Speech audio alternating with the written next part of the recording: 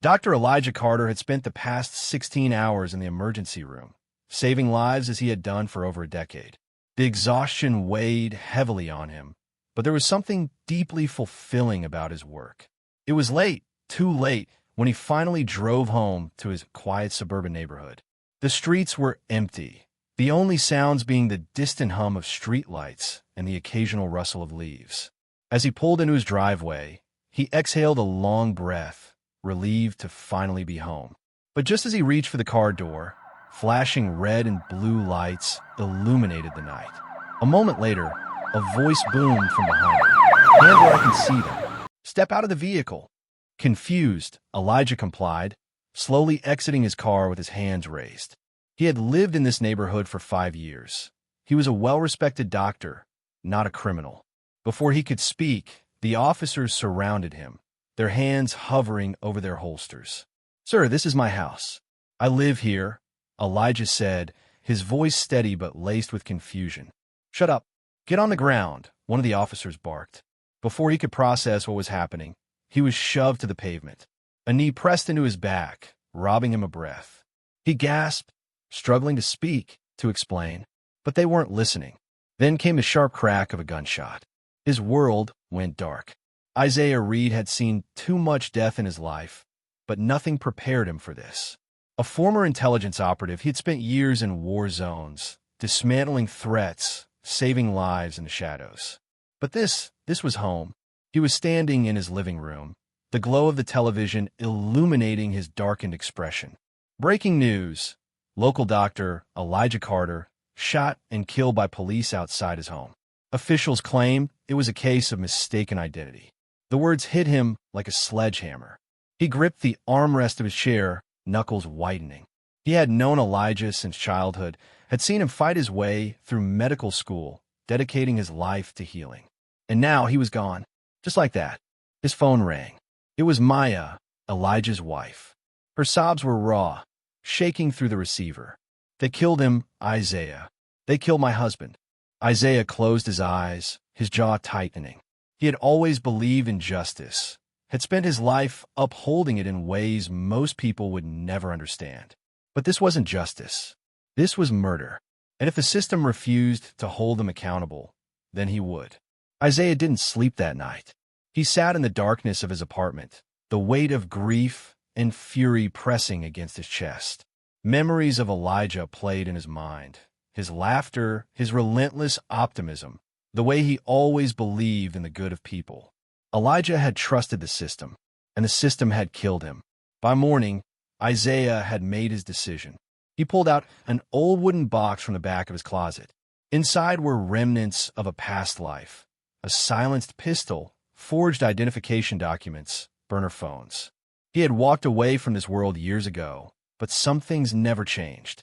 He wasn't just going to protest or demand justice through the courts. He was going to dismantle the entire corrupt infrastructure that had led to Elijah's death, piece by piece. He started with research. The officers involved had been placed on administrative leave, a standard response when the police killed an unarmed black man. Their names flashed across the screen: Officer Daniel Briggs, Officer Mike Talbot, and Sergeant Rick Delaney. Isaiah committed them to memory. His first target would be Briggs. A quick search led him to the officer's home address, a modest 2-story house in a quiet neighborhood. Isaiah knew better than to act impulsively. He needed to observe, to plan. He parked a block away and watched, his mind calculating every possible angle. Briggs stepped out of his house around 8 a.m., sipping coffee like he hadn't stolen a life. Isaiah's grip tightened on the steering wheel. The hunt had begun. Isaiah spent the next 24 hours learning everything he could about Officer Daniel Briggs. He followed him from home to the precinct, watched his routine, noted his habits. Briggs was arrogant, careless. He believed he was untouchable. Isaiah had seen that look before in men who thought their power was absolute. That arrogance would be his downfall. At nightfall, Isaiah broke into Briggs' car, careful not to trigger any alarms.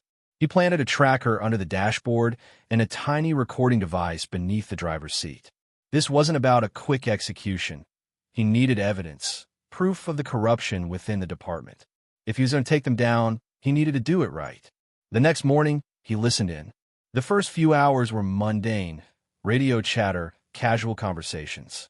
Then, as Briggs spoke to another officer, Isaiah's pulse quickened. "You worried about the Carter thing?" the voice asked. Briggs scoffed. "Nah, it'll blow over like all the others. Besides, we got the brass covering for us." Isaiah clenched his jaw. The corruption ran deep, deeper than he had anticipated. It wasn't just these 3 officers, it was the whole damn department. And that meant he had to be even more careful. One wrong move, and it wouldn't just be him in danger. It would be everyone who dared to stand against them. But he wasn't backing down. Not now. Not ever. Isaiah sat in his dimly lit apartment, headphones in, listening intently to the recorded conversations from Briggs' car. Every word was another thread in the tangled web of corruption. The more he heard, the clearer it became. Elijah's murder wasn't just an accident. It was a symptom of something much worse. Hours of audio painted a disturbing picture. These officers weren't just reckless. They were part of an organized network covering up misconduct, planting evidence, and ensuring their own stayed protected. But what stood out most was a single name, Chief William Monroe. "He's making sure we're good," Briggs had said in a hushed tone. "As long as we keep doing what's necessary, nothing touches us." Isaiah paused the audio, his breath slow and measured. Monroe had been in charge of the department for over a decade. A public figure praised for his tough-on-crime policies, he was seen as a man of the people. But behind the scenes, he was protecting killers in uniform. Isaiah leaned back, his mind calculating his next move. If he wanted to bring this system down, he had to get closer. He needed to shake the foundation, expose them from within. That meant risking everything, his freedom, his life. But he had made his choice the moment Elijah took his last breath. It was time to take the war to them. Isaiah knew he couldn't wage this battle alone. He needed allies, people on the inside who hated the corruption as much as he did.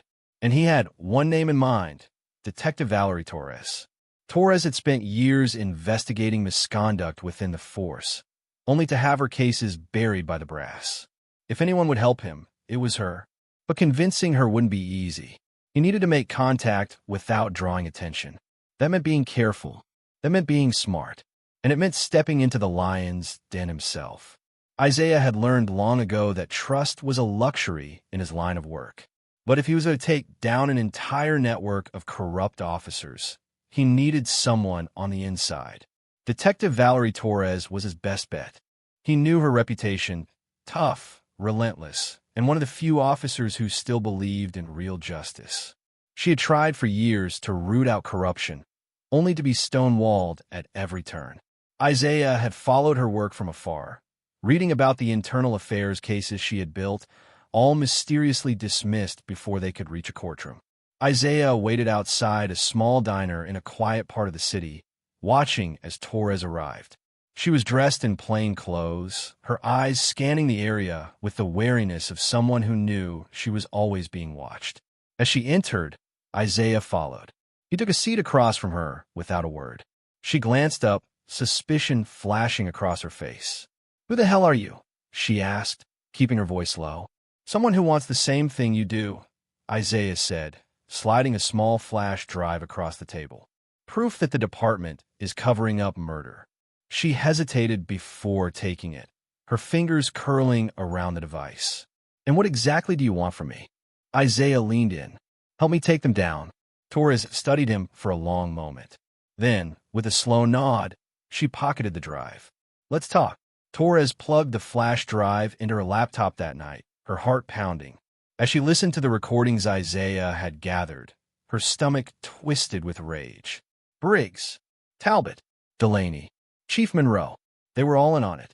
She had suspected corruption for years, but this was deeper than she had imagined. These weren't just dirty cops. They were part of an organized ring protecting their own at any cost. Her phone buzzed. A blocked number. She hesitated before answering. "You listened." Isaiah's voice came through the line. "Yeah," she said, "and you're right. This isn't just one bad cop. It's the whole damn system." "Then we need to act fast," Isaiah replied. "Because now that I've started this, they're going to come looking." Torres exhaled. She had fought for justice her entire career, but she had never gone outside the law to do it. Now, she was about to cross that line. "Meet me tomorrow," she said. "We need a plan." Isaiah was silent for a moment. "Then, we already have one. We take them apart piece by piece, starting with Briggs." Torres swallowed. She had always believed in playing by the rules. But the rules had failed Elijah. They had failed so many others. "Fine," she said. "Let's do it." Isaiah knew that taking down Briggs wouldn't be easy. The man was a seasoned cop, deeply embedded in the department's corruption. He was careful, never leaving a paper trail, never getting his hands dirty. But Isaiah had one advantage. Briggs was arrogant. He believed he was untouchable. Torres and Isaiah met in a dimly lit parking garage, their voices hushed as they laid out the plan. "We need him on record," Torres said, her arms crossed. "Something undeniable. Something that even his superiors can't sweep under the rug." Isaiah smirked. "Then we make him talk." Torres frowned. "Briggs isn't stupid. He won't admit to anything unless he thinks he's in control." Isaiah pulled out a burner phone. "That's why we use his own greed against him." He had spent weeks studying Briggs, learning his habits. The man loved power, but more than that, he loved money. The tip-offs, the bribes, the drug money funneled through his pockets. It was all about wealth. And Isaiah had just the bait to lure him in. "We stage a deal," Isaiah explained. "Make him think he's getting a new source for his dirty cash. Once he bites, we record everything." Torres hesitated. "And what if he doesn't?" Isaiah's eyes darkened. "Then we make him." She wasn't sure she liked the way he said that. The setup was simple. Isaiah, posing as a low-level informant with connections to a major drug pipeline, would offer Briggs a cut of a lucrative new operation. The meeting would be arranged through one of Briggs' known associates, a crooked informant named Lenny Cruz. Lenny was a small-time hustler with big-time delusions. He thought he was smarter than everyone else, but Isaiah had dealt with men like him before. They were predictable, desperate, and always looking for the next payday. "You want me to set up a meet with Briggs?" Lenny asked, scratching at the side of his neck. "Man, that's risky business." Isaiah slid a wad of cash across the table. $5,000 now. 5 more after the meet." Lenny's eyes gleamed. "Damn, that's serious, huh?" Isaiah leaned in. "Tell him I got a pipeline to something big. No cops, no middlemen. Just easy money." Lenny licked his lips, thinking it over. "A light. I'll make the call." Torres, listening from a safe distance, gave Isaiah a skeptical look once Lenny walked away. "And if this goes sideways?" she asked. Isaiah's expression was cold. "Then we improvise." The abandoned warehouse on the outskirts of the city was the perfect place for a dirty deal. It was isolated, forgotten, and quiet, the kind of place where bad things happened and no one asked questions. Isaiah arrived first, scoping out the area. Torres was parked a block away in an unmarked car, listening through a concealed wire taped to Isaiah's chest. The tension in her voice crackled through his earpiece. "You sure about this?" Isaiah adjusted his jacket, hiding the small recording device in his sleeve. "Briggs is a shark. If we don't dangle fresh blood in the water, he won't bite." A black SUV rolled up, its headlights cutting through the darkness. Lenny Cruz stepped out first, looking jittery as ever. Then came Briggs. Isaiah had seen his face in old case files, strong jaw, graying temples, sharp eyes that missed nothing. He walked like a man who owned the ground beneath his feet. Briggs sized him up. "So, you're the guy Lenny won't shut up about?" Isaiah smirked. "That depends. You the guy who wants to make easy money." Briggs chuckled, but there was no humor in it. "Let's cut the bullshit. What do you have?" Isaiah kept his voice steady. "A direct line to clean product. No cops. No heat. You get a cut for letting it slide." Briggs' eyes narrowed. "And why the hell would I trust you?" Isaiah leaned against a crate, keeping his posture relaxed. "Because I know how the game works. And I know the biggest risk for guys like you isn't getting caught. It's getting cut out." Briggs considered this. The silence stretched. Then he smiled. "I like you, but I don't do business without proof." Isaiah tossed him a small bag of powder. "Fake, but convincing enough. Samples free. If you want in, you'll need to make a call." Briggs weighed the bag in his hand before slipping it into his pocket. "I'll be in touch." As he turned to leave, Isaiah felt Torres' voice in his ear. "Did you get it? Isaiah tapped his sleeve where the recorder sat. Every damn word. Isaiah parked 3 blocks away from his apartment, doubling back twice to make sure no one followed him. The meeting had gone as planned, but Briggs was no fool. If anything fell off, Isaiah knew his name would be on a list of problems that needed to disappear. Inside, Torres was waiting. She had hacked into the police database and was scanning old case files on Briggs and Monroe's network. The dim glow of her laptop cast sharp shadows across her face. She looked up. "Tell me you got something good." Isaiah pulled the recorder from his sleeve and placed it on the table. Briggs took the bait. "He thinks I'm a next big connection." Torres pressed play, listening intently as Briggs' voice filled the room. Every sentence was damning. The way he talked about skimming money, covering up crimes, and his loyalty to Monroe, it was enough to take down the entire department. But then something changed. Torres' expression darkened. "Wait." She rewound the tape. Played it again. "Briggs, I like you, but I don't do business without proof." Then, in the background, faint but clear, another voice. "Yeah, he looks familiar." Isaiah's stomach tightened. He hadn't noticed it in the moment, but someone at that meeting had recognized him. Torres turned to him, her face pale. "Isaiah, they know who you are." A chill ran down his spine. That wasn't just a problem. It was a death sentence. His phone buzzed. A blocked number. He hesitated, then answered. A distorted voice, deep and calm. "You should have stayed in the shadows, soldier." The line went dead. Isaiah's pulse pounded. He turned to Torres. "We need to move. Now." But before she could respond, the room exploded in gunfire. Bullets ripped through the windows. They had found him, and they were coming to kill him. Isaiah dove to the floor as glass shattered around him. The sharp sting of debris scraped his skin, but there was no time to think about that. Torres was already moving, her instincts as sharp as his. She yanked her Glock from its holster and fired back through the broken window. "Move," she shouted. Isaiah rolled behind the couch, drawing his own weapon. A quick glance at the door told him what he already knew. They were boxed in. Whoever came for him wasn't here to make an arrest. This was an execution. A burst of gunfire tore through the walls, sending dust and splinters into the air. Torres reloaded. "We need an exit." Isaiah's mind raced. The fire escape, the alley, but they needed a distraction. He grabbed a lamp from the table and hurled it at the kitchen gas line. The impact cracked the pipe, and the sharp scent of gas filled the air. Torres' eyes widened. "You're insane." Isaiah struck his lighter. "Not insane, just out of options." He tossed it. Flames erupted instantly. The fire crawled up the walls, thick smoke billowing through the room. The shooters outside hesitated just long enough. Isaiah grabbed Torres' arm and yanked her toward the back door. They sprinted through the hallway, kicking open the emergency exit. The alley was empty for now. They ran. Behind them, an explosion rocked the building, sending a fireball into the sky. The force knocked them forward, but they didn't stop. They couldn't. Isaiah's mind was already ahead. They weren't just targets anymore. They were survivors. And now it was war. The city lights blurred as Isaiah and Torres weaved through back streets, their breaths ragged, their bodies running on instinct. The explosion had bought them time, but not enough. The people hunting them wouldn't stop, not until they were dead. They ducked into a dimly lit parking garage, taking cover behind a row of abandoned cars. Torres pressed her back against a concrete pillar, her chest rising and falling rapidly.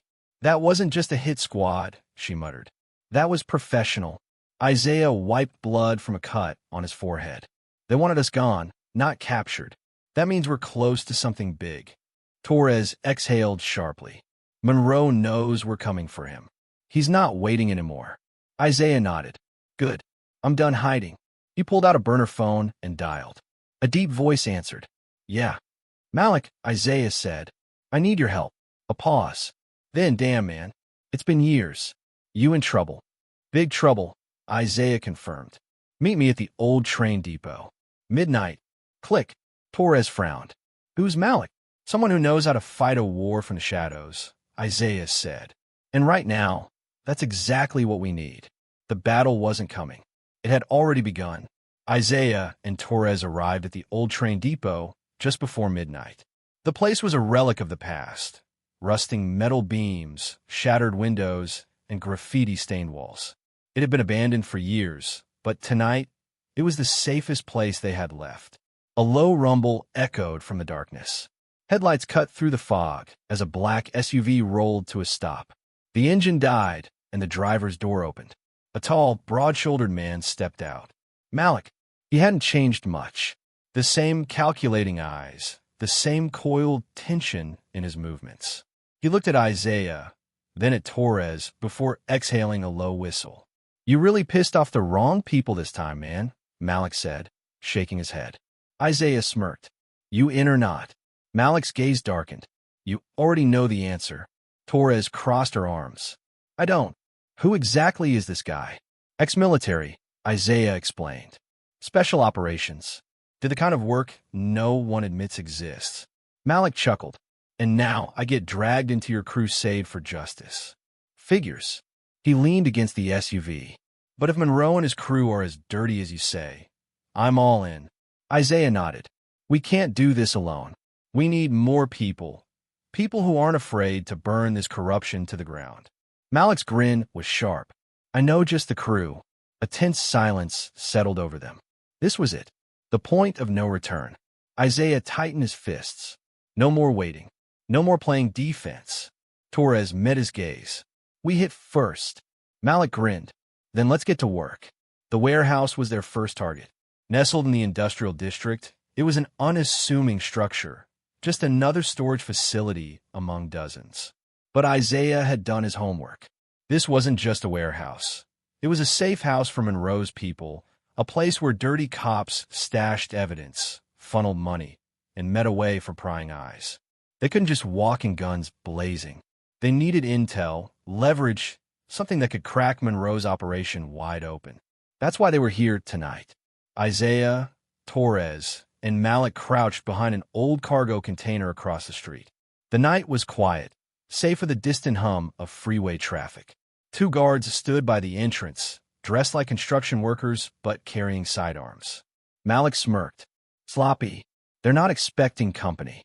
Torres pulled out her phone, scanning a surveillance feed from a Hack Street cam. "There's at least 4 more inside. No cameras, though. They feel safe here." "Good," Isaiah said. "That makes them weak." Malik stretched his shoulders. "You got a plan, or are we winging it?" Isaiah pulled a suppressed pistol from his holster. "We take them out quietly, get inside, grab what we need, and disappear before they even know what hit them." Torres checked her weapon. "Sounds like my kind of night." Malik grinned. "Let's make some noise." They moved fast. The first guard never saw it coming. Torres swept his legs from under him, jamming a stun gun into his neck before he could cry out. Malik handled the second, wrapping an arm around his throat and choking him unconscious in seconds. They slipped inside. The warehouse was dimly lit, shelves stacked with crates and file cabinets. Isaiah's eyes swept the room, locking onto a door at the far end. A light glowed from underneath. "There," he whispered. Footsteps approached. A man stepped out, holding a tablet, eyes glued to the screen. He barely had time to react before Isaiah grabbed him, twisting his arm behind his back and forcing him to the ground. "Shoo," Isaiah whispered. "Scream, and you won't like what happens next." The man's breathing hitched. Please, I'm just an accountant. I don't know anything." Isaiah pressed a knee in his back. "Then why are you here?" I handle the books. Payroll, accounts, nothing illegal, I swear." Torres knelt beside him. "Payroll for who?" The man hesitated. Isaiah tightened his grip. "Now," the accountant whimpered. "Cops. A lot of them. Off-the-books payments. It's all in the files over there." Torres rifled through the drawers. Then she froze. "Isaiah." She turned, holding up a folder. Inside were names.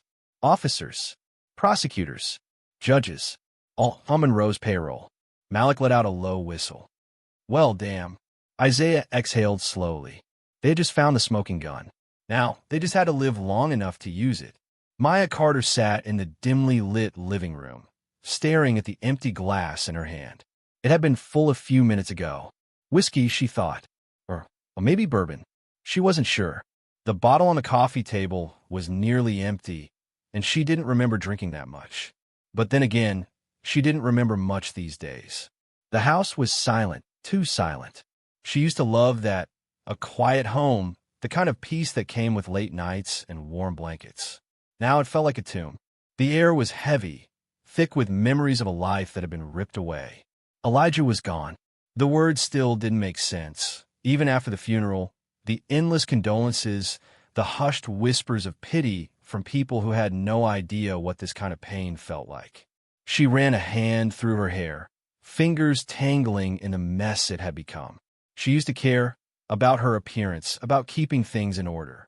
Now, dishes piled in the sink, laundry sat untouched, an unopened mail collected dust on the counter. Her phone vibrated. She ignored it. People kept checking in, kept asking if she needed anything. Food, company, help. As if anything could help. As if anything could fill the gaping hole in her chest where her husband used to be. She exhaled shakily and set the glass down. She should be angry. She should be screaming. But there was nothing left inside. Just numbness. The police called it a tragedy.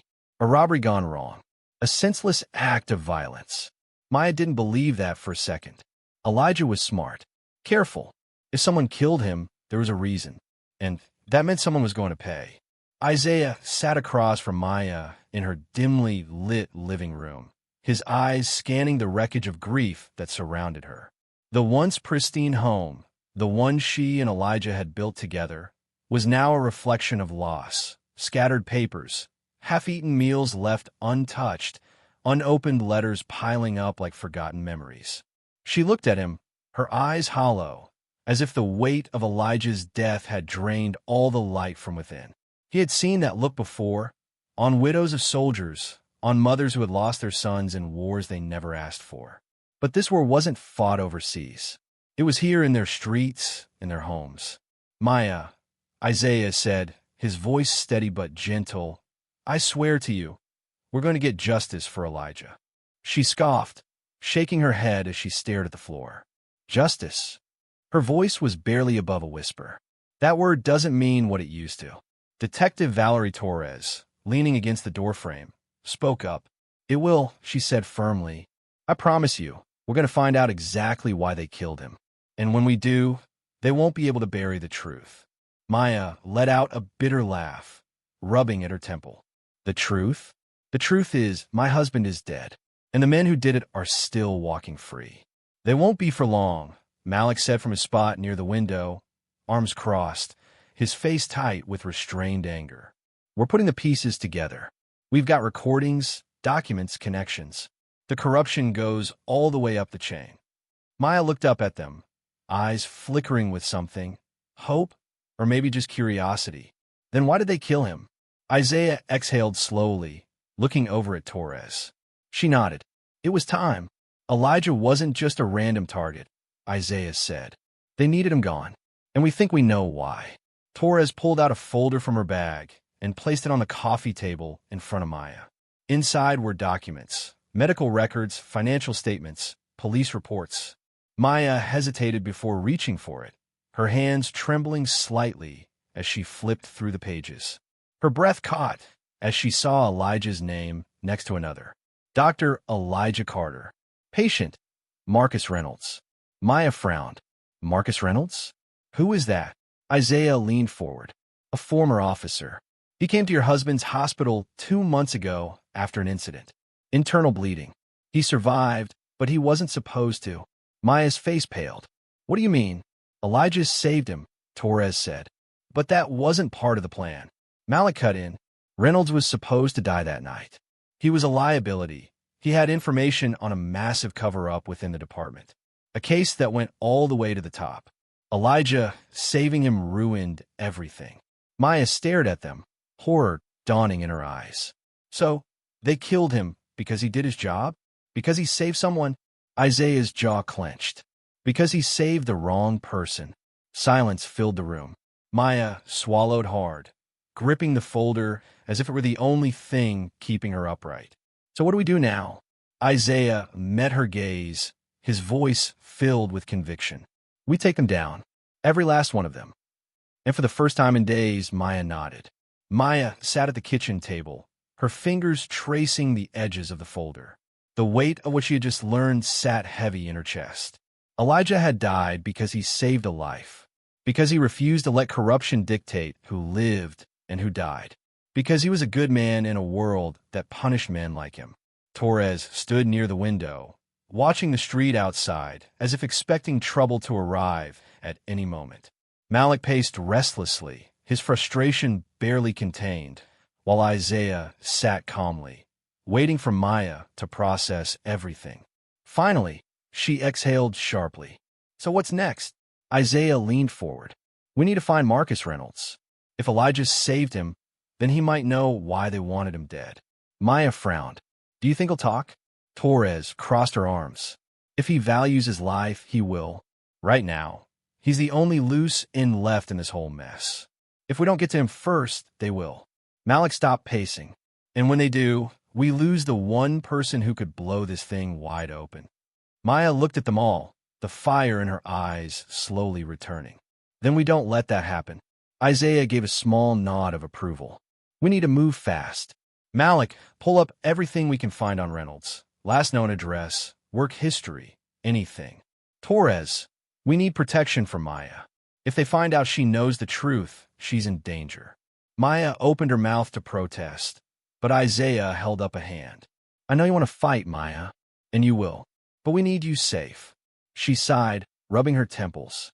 Fine, but I want to know everything. No more secrets. Torres smirked. That makes two of us. Malik's phone buzzed. He glanced at the screen, his expression tightening. Got something. Reynolds went off the grid after Elijah's death. But there's a storage unit registered under his name, paid in cash. Isaiah stood. That's our lead. Let's move. Maya watched them, her grief momentarily pushed aside by a new feeling, determination. Elijah deserved justice, and she would make sure he got it. The air was thick with tension as Isaiah, Torres, and Malik drove through the dimly lit streets. They moved with urgency, the weight of the case pressing down on them. Maya sat in the back seat, silent but resolute. She wasn't about to sit on the sidelines while they fought for her husband's justice. Malik pulled up the address on his phone. The storage unit is on the east side of town. It's a low-profile place, mostly cash payments, no cameras. If Reynolds left something behind, this is where we'll find it. Torres glanced back at Maya. Are you sure you want to be here for this?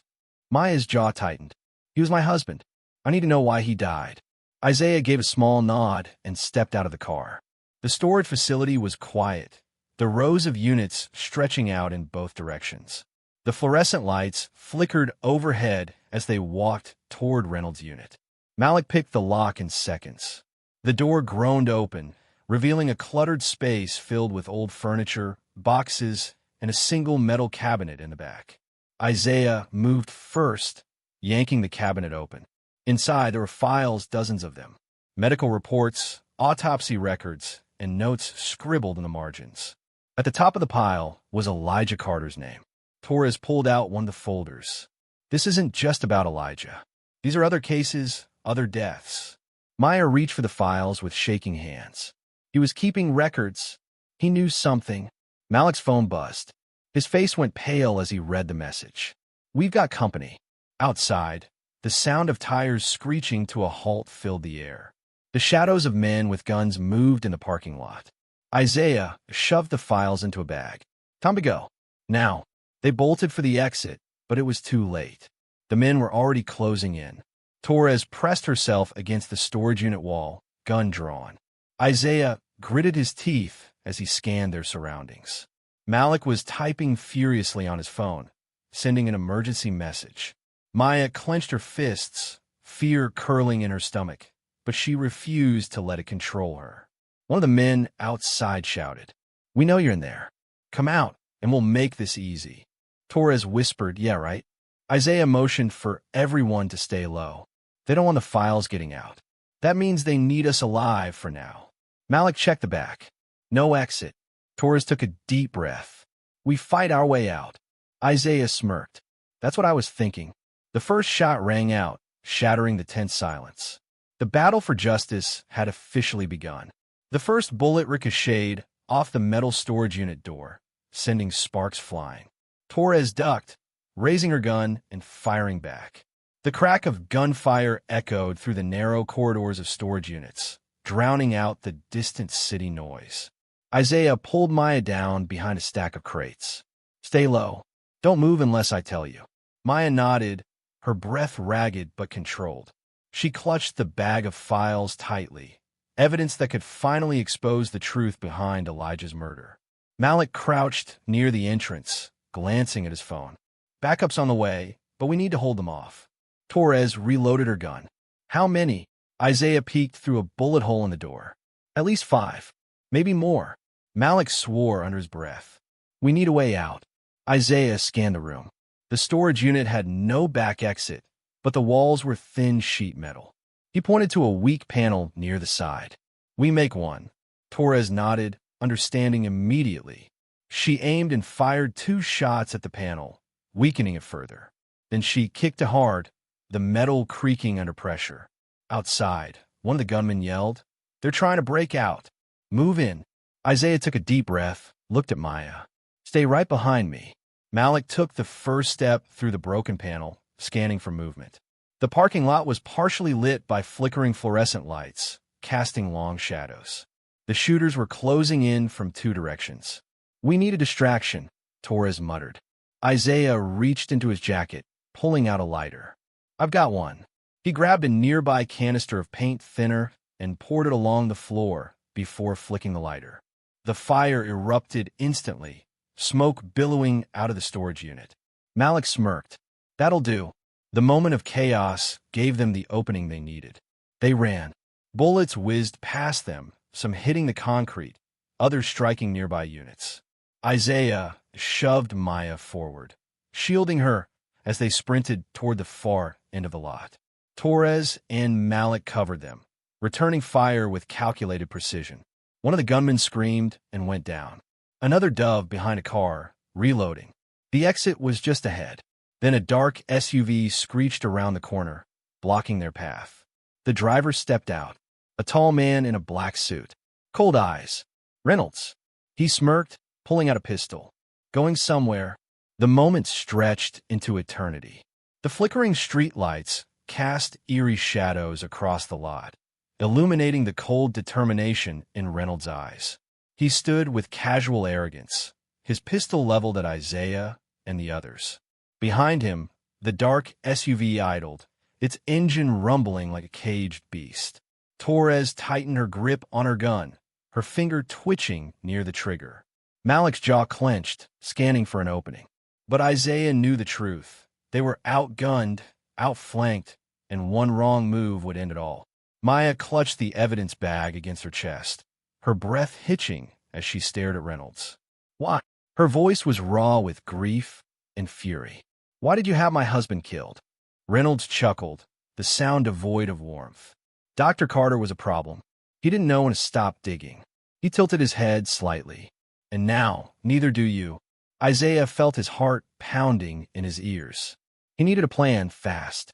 A sudden noise shattered the tense silence. Sirens. The distant wail of approaching police units. Reynolds' smirk faltered just for a second. Torres seized the moment. She fired first, her bullet slamming into the SUV's front tire. The hiss of escaping air sent the vehicle lurching to one side. "Move!" Isaiah yelled, grabbing Maya's arm and pulling her toward a stack of crates. Malik and Torres unleashed covering fire, forcing Reynolds and his men to take cover. The parking lot became a war zone. Gunfire cracking, tires bursting, glass shattering. Isaiah kept Maya low, shielding her as they darted toward the alley. He could hear Reynolds cursing, barking orders, but the sirens were closing in. Then a sharp pain exploded in Isaiah's shoulder. He stumbled, gritting his teeth as warm blood spread through his shirt. Maya gasped, trying to hold him up. "Keep going." Isaiah grunted, forcing himself forward. Torres and Malik reached them, their eyes wide with urgency. "Come on, we're almost clear." Behind them, Reynolds made a split-second decision. He wasn't going down tonight. With a frustrated glare, he turned and disappeared into the darkness just as the first police cars screeched into the lot. Red and blue lights painted the scene in chaos. Officers swarmed in, weapons drawn, demanding everyone drop their guns. Torres raised her badge. FBI, stand down. The cops hesitated, recognizing her. The chaos began to settle, but Isaiah could barely hear them. His vision swam. Maya knelt beside him, pressing her hands against his wound. "Stay with me," she whispered, her voice shaking. He managed a weak smirk. "Told you we get justice." Then everything faded to black. Isaiah woke to the steady beeping of a heart monitor. The scent of antiseptic filled his nostrils, and the soft hum of hospital machinery surrounded him. His body felt heavy, his shoulder throbbing with a dull ache. Blinking against the harsh fluorescent light, he turned his head slightly. Maya sat beside his bed, exhaustion etched deep into her features.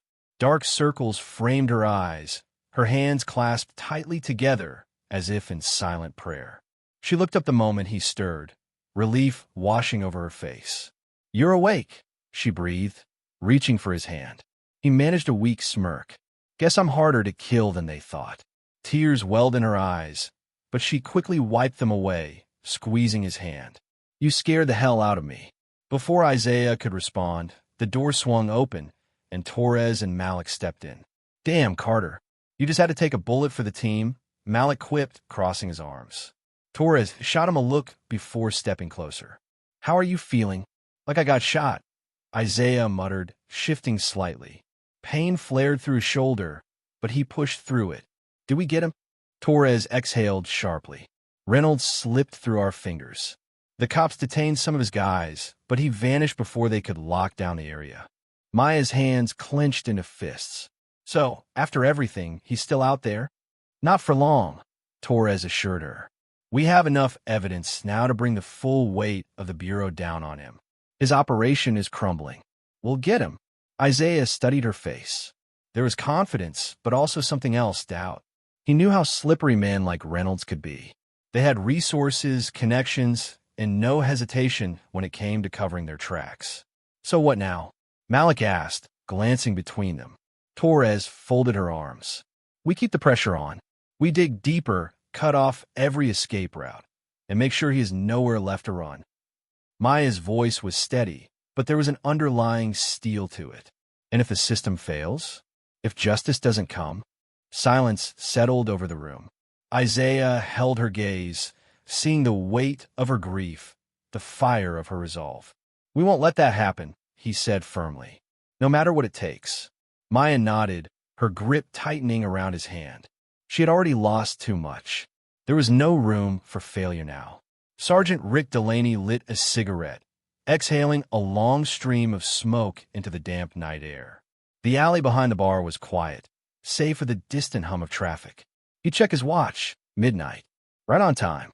A sleek black SUV pulled up, headlights cutting through the darkness. The passenger door swung open, and Officer Mike Talbot stepped out first, his usual cocky smirk replaced with tension. Behind him, Officer Daniel Briggs followed, his hands shoved deep into his jacket pockets, his face unreadable. Rick flicked his cigarette to the ground, crushing it under his boot. "You're late." Briggs glanced around before speaking. "Reynolds wants to know how bad the heat is." Rick snorted. "Bad. Real bad. The feds are breathing down our necks after what happened to Carter. You should have taken him out clean. Now the whole damn city is watching." Talbot scowled. "We did what we had to. That idiot Reynolds got sloppy, and now we're cleaning up his mess." Rick sighed, rubbing his temple. "And what about the witnesses? The professor's wife is still talking, and those FBI agents aren't letting this go." Briggs looked at Talbot, then back at Rick. "That's why we need to know. How far are we willing to go?" Rick hesitated. There was a time when he actually believed in the badge, believed in the law. But that was before Reynolds showed him the real game, the one played in backrooms where money and power dictated justice. "You know the answer to that," Rick finally said. "Reynolds pays us to keep things quiet, to keep things under control. If this thing spirals, we all go down with him." Talbot scoffed. "That's not happening. We've been covering his tracks for years. Drugs, money laundering, trafficking, we made sure nothing stuck. The second we pull back, we're disposable. Briggs crossed his arms. So what's the move? Rick took a deep breath, exhaling slowly. We get rid of the loose ends. Maya, Carter, Isaiah, Torres, Malik, they all have to go. If they're dead, the case dies with them. Briggs hesitated, but Talbot grinned. Now you're speaking my language. Rick's stomach twisted slightly. He had crossed too many lines to turn back now. If Reynolds fell, they all fell. It was time to make sure that didn't happen. Tomorrow, Rick said, voice low, we make our move. Isaiah sat in his dimly lit office, his fingers drumming anxiously against the desk. Stacks of case files surrounded him, each one filled with details that pointed to a conspiracy far larger than he had anticipated. The murder of Dr. Elijah Carter was just the tip of the iceberg. The deeper he, Torres, and Malik dug, the more they uncovered about Reynolds and his network of corrupt officers. Torres leaned against the wall, arms crossed. We got enough to prove Reynolds is dirty, but the real problem is Delaney, Talbot, and Briggs. They're the ones tying up loose ends. Malik, who had been sifting through documents, set down a folder. Tying up loose ends, like planning to take out Maya Carter? His voice was tense, edged with urgency. Isaiah exhaled, rubbing his temple. They know she's the last thread connecting them to the murder. If we don't move fast, she's next. Torres clenched his jaw. We need to get her somewhere safe. Witness protection, maybe? Malik shook his head. That won't stop them. These guys aren't afraid of law enforcement. They are law enforcement. Isaiah's phone buzzed. A message from an unknown number. They're making their move. Get her out. Now. His blood ran cold. They're coming for her, Isaiah said, standing up abruptly. We have to go. Now. Maya sat on the couch, staring at a framed photo of Elijah. Her fingers traced over his face, her heart heavy with grief. It had been weeks since his murder, yet the pain felt fresh, raw. A soft knock at the door startled her. She wasn't expecting anyone. Cautiously, she approached. Who is it? It's Isaiah. Open up. She hesitated for only a second before unlocking the door. The moment she did, Isaiah, Torres, and Malik pushed inside, closing and bolting it behind them. Their faces were grim, urgent. What's going on? She asked, her voice shaking. No time to explain, Isaiah said. We have to go. Right now. Before she could respond, the sound of tires screeching outside sent a chill down her spine. Headlights flooded through the window, followed by the unmistakable click of car doors opening. Torres peeked through the blinds, his face hardening. It's them. Isaiah turned to Maya. Get whatever you need, but we're leaving now. Maya grabbed her purse and phone, but before they could move, a loud bang rattled the door. Police! Open up! Talbot! Isaiah pulled his gun, Torres and Malik following suit. Maya's heart pounded.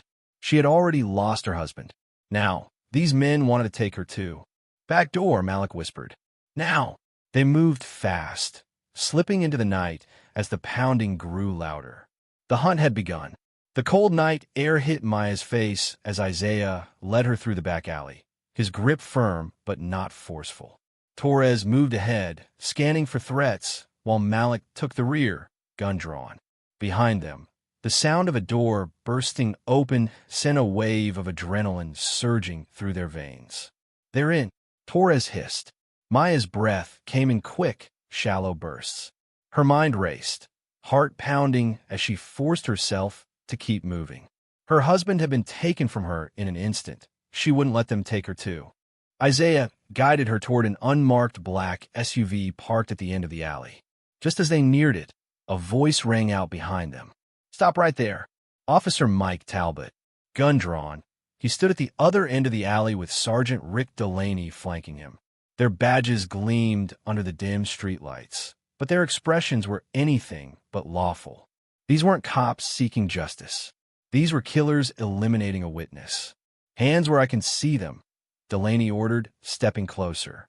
Malik and Torres raised their weapons, refusing to comply. You're outnumbered, Malik said coolly. You really want to do this? Talbot smirked. You think we came alone? As if on cue, headlights flared to life at the alley's entrance, blocking their escape. Two more officers stepped out of a patrol car, One of them was Officer Daniel Briggs. Maya's stomach twisted. These were the same men responsible for Elijah's death. She had seen their faces before in the reports Isaiah had shown her. And now, they were here to silence her. "We don't have time for this," Torres muttered. Isaiah's eyes flicked between the armed officers and the car behind them. The SUV was their only chance. "On my mark," he whispered. Maya tensed. "Now!" Torres fired first. A warning shot aimed at the ground near Talbot's feet. The officers flinched just enough for Isaiah to grab Maya and sprint toward the SUV. Mala provided cover fire, forcing the corrupt cops to take cover behind the patrol car. Isaiah threw open the door and shoved Maya inside. "Get down!" Torres jumped into the driver's seat, slamming his foot on the gas as bullets pinged off the side of the car. The tires screeched as they tore out of the alley, narrowly avoiding the police blockade. In the rearview mirror, Isaiah saw Briggs and Talbot sprinting for their own vehicle. "They're coming," he said through clenched teeth. Maya, still trembling, turned to Isaiah. "Who are these men? Why did they kill Elijah?" Isaiah's jaw tightened. "Because he knew too much." Maya's eyes widened. "About what?" Torres swerved onto the highway, the patrol car still on their tail. Isaiah exhaled sharply. "That's what we're about to find out." The SUV sped down the darkened highway, tires screeching as Torres weaved through traffic. The flashing red and blue lights behind them weren't backup. They were a death sentence. Officer Daniel Briggs, Officer Mike Talbot, and Sergeant Rick Delaney weren't just road cops. They were executioners protecting something much bigger. Maya sat in the back, her fingers digging into the seat as fear clung to her like a second skin. Elijah had been murdered for what he knew, but no one had told her why. Now, Isaiah, Torres, and Malik were risking their lives to keep her safe. Isaiah's phone buzzed. He glanced at the caller ID. "Private number." He answered. "You've got nowhere to run," a voice said. Smooth, controlled, cold. Isaiah's grip tightened around the phone. "Reynolds." Maya's breath hitched. "Turn around," Reynolds continued. "Hand over the girl, and I'll consider letting you live. Keep running, and you'll end up like Elijah." Isaiah clenched his jaw. "You killed an innocent man." Reynolds chuckled. "No one's innocent. Not him. Not you. Not even her." Maya stiffened. "You don't even know what your husband was into, do you, Mrs. Carter?" Reynolds continued. "You think he was just a doctor? A good man trying to save lives." He laughed. Elijah was playing in waters deeper than he could swim in. Isaiah didn't take the bait. "You had Briggs, Talbot, and Delaney pull the trigger, didn't you?" Reynolds exhaled slowly. "They did what they were told, just like you used to." Isaiah's knuckles turned white. He could feel Maya's gaze burning into him, but he couldn't look at her. "Not now. You're a smart man," Reynolds said. "You know how this ends." Isaiah exhaled. "Yeah." He hung up and tossed the phone onto the dashboard. What did he mean? Maya's voice was barely above a whisper. What was Elijah into? Silence filled the car. Torres gritted his teeth. Isaiah ran a hand down his face. He didn't want to say it, but there was no avoiding it now. Elijah was investigating them. He finally admitted. Reynolds. The cops on his payroll. The whole damn operation. Maya's throat tightened. Investigating what? Torres and Malik exchanged glances. Isaiah sighed. Police corruption. Cover-ups. Murder for hire. Elijah found something he wasn't supposed to. Maya's pulse pounded in her ears. You mean the cops who killed him? We're cleaning up loose ends, Isaiah finished. And now, they're coming for you. Torres swerved onto an empty service road, cutting off the highway. The flashing lights behind them faded. For now, Maya swallowed hard. Then we stopped running. Isaiah turned to her. What? She wiped the tears from her cheeks, her voice steady. We don't hide. We don't run. We finish what Elijah started. Isaiah studied her, searching for any sign of hesitation. There was none. Torres smirked. Now that's the kind of energy we need. Malik loaded his gun. Then we take the fight to them. Isaiah nodded. We bring them down. Every last one of them. If you're loving this story and want to see what happens next, let me know in the comments. Your support keeps the story going. Don't forget to like, share, and subscribe to stay updated on the next interesting story. Your feedback means everything. Let us know your thoughts below. Justice for Elijah.